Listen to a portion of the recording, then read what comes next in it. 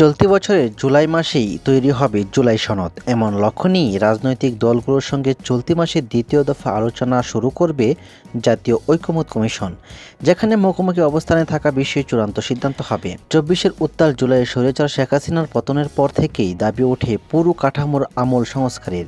এরই পরিপ্রেক্ষিতে রাষ্ট্র সংস্কারের লক্ষ্যে 2 ধাপে 11টি কমিশন গঠন করে অন্তর্বর্তী সরকার।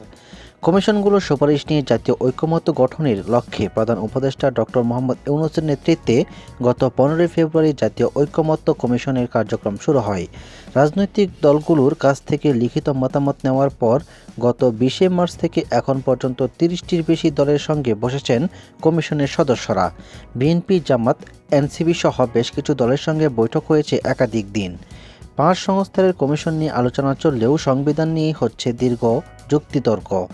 এর মধ্যে সংবিধানের মূলনীতি, প্রধানমন্ত্রীর ক্ষমতার ভারসাম্য এবং মেয়াদ, এক ব্যক্তির একাধিক দায়িত্ব পালন, গণপরিষদ নির্বাচন ও সাংবাদিক কাউন্সিল গঠনের মতো বিষয়গুলোতে রয়েছে রাজনৈতিক দলগুলোর বিপরীতমুখী অবস্থান। এর মধ্যে সংবিধান সংশোধনের প্রক্রিয়া নিয়েও রয়েছে নানা মত।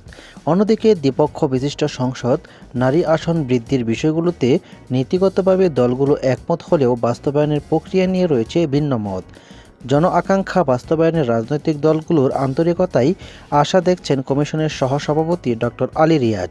তিনি বলেন, আলোচনার মধ্য দিয়ে অনেক ক্ষেত্রেই পূর্বের অবস্থান থেকে সরে আসছে দলগুলো। ভিন্নমতের বিষয় নিয়ে মে মাসের শেষ নাগাদ শুরু হবে দ্বিতীয় দফার আলোচনা। অনেক রাজনৈতিক দল সংস্কার কার্যক্রমের গতি নিয়ে প্রশ্ন তুললেও আলী রিয়াজ বলেন, বিচার বিভাগ সহ বেশ কিছু জায়গায় এরই মধ্যে প্রস্তাবনা বাস্তবায়ন শুরু হয়েছে। জুলাই মাসেই জুলাই সনদ করার পরিকল্পনা ঐকমত্য কমিশনের।